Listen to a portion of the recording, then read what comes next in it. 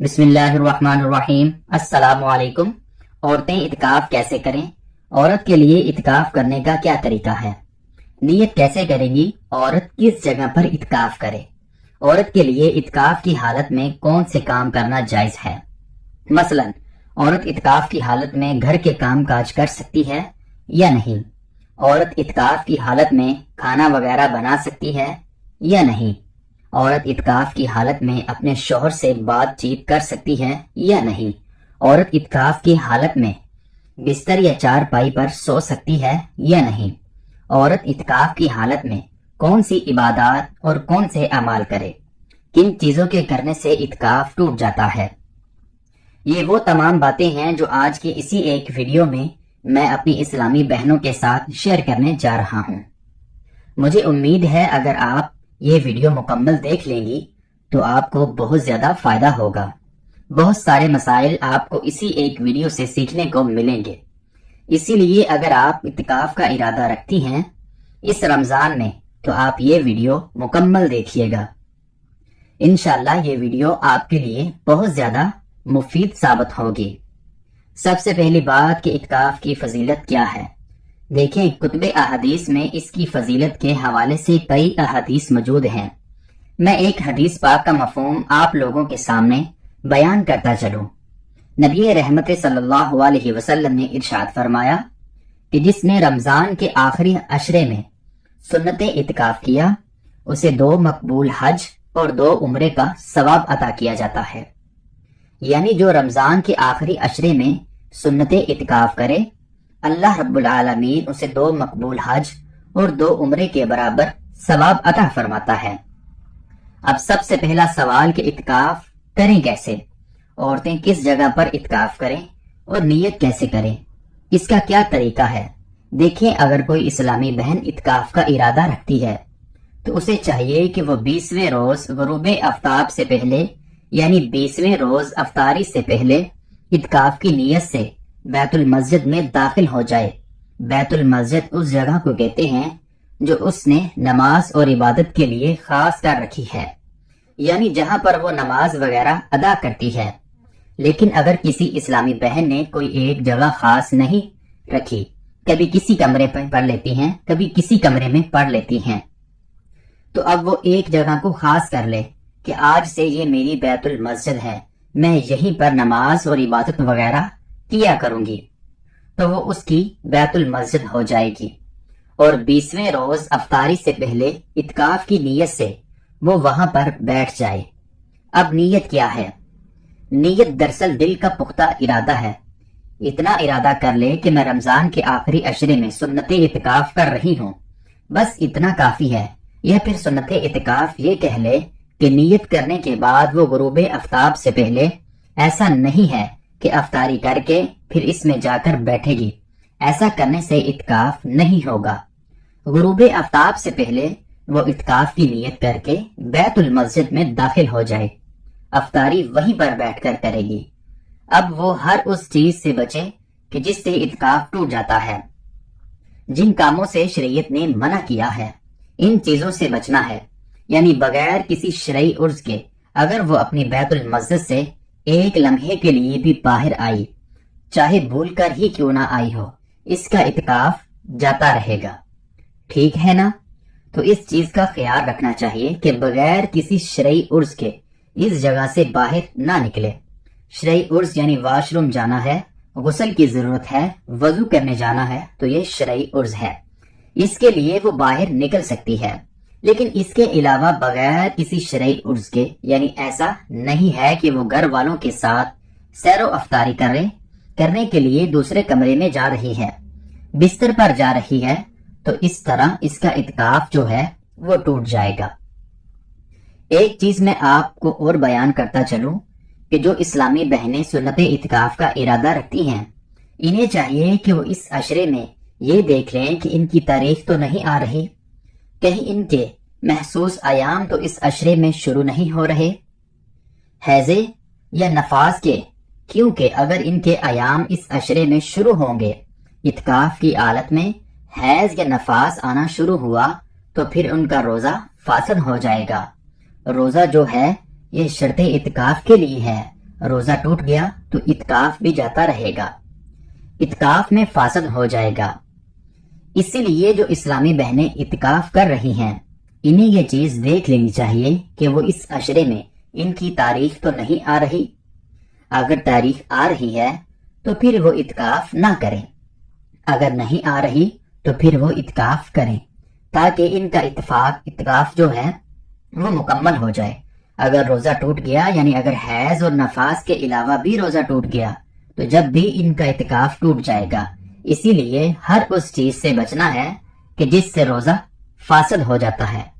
فاسد ہو گیا روزہ تو اعتکاف بھی فاسد ہو جائے گا۔ تو روزہ جو ہے یہ سنت اعتکاف کے لیے شرط ہے، روزہ نہیں ہے تو پھر اعتکاف بھی نہیں ہوگا، ٹھیک ہے نا؟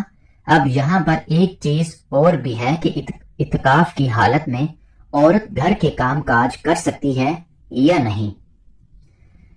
بہت ساری خواتین یہ سوال کرتی ہیں کہ گھر میں کوئی کام کرنے والا نہیں اور ہم گھر کے کام، جھاڑو پوچھا، گھر کو سنبھالنا، یہ کام وغیرہ کر سکتی ہیں یا نہیں؟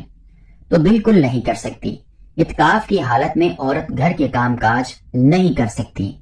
اگر گھر کے کام کاج کرنے کی نیت سے وہ ایک لمحے کے لیے بھی بیت المسجد سے باہر آئیں، اس کا اعتکاف جاتا رہے گا، اعتکاف اس کا ٹوٹ جائے گا۔ ہاں ایک چیز ہے، اگر کوئی دوسرا کھانا بنا کر اسے دینے والا نہیں، یعنی ایک اسلامی بہن ہے وہ سوال کرتی ہے کہ مجھے کوئی کھانا بنا کر دینے والا نہیں، میں خود کھانا بنا کر خود بنا سکتی ہوں، اپنے لیے کھانا سحری اور افطاری خود بنا سکتی ہوں، تو اس صورت میں اجازت ہے۔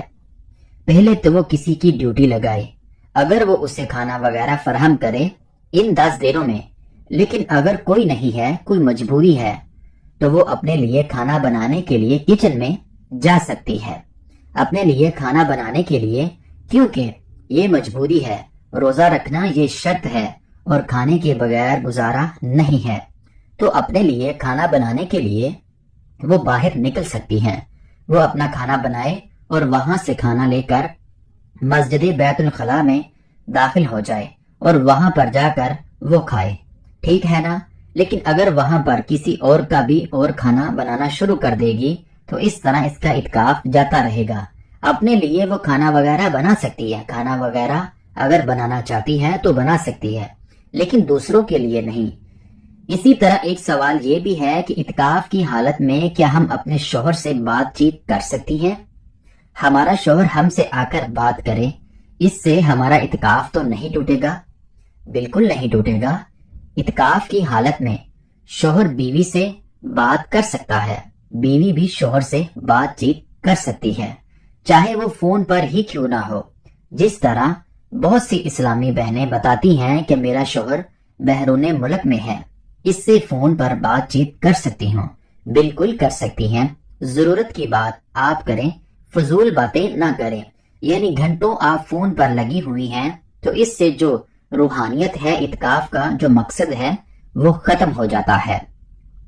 مقصد ہے ان 10 دنوں میں دنیا سے کٹ جانا اور اللہ کی چوکھٹ پر اپنا ماتھا ٹیک کر اللہ تعالیٰ کے سامنے گر گڑا کر اپنے گناہوں کی بخشش طلب کرنا۔